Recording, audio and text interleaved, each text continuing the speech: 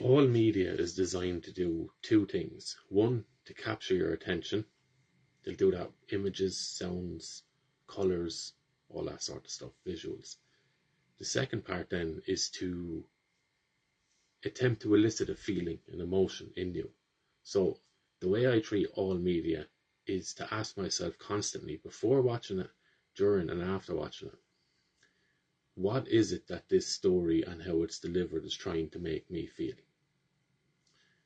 And once you can articulate that to yourself, then start looking at, how do I actually feel about the story myself? Because we can have personal opinions that might be informed by media, or we can have opinions that we think are our personal opinions that we have just swallowed wholesale from media. So the next time you're watching a news story, just ask yourself that, what is it this story is trying to make me feel? And after that, you can follow up with, why would they be trying to do that?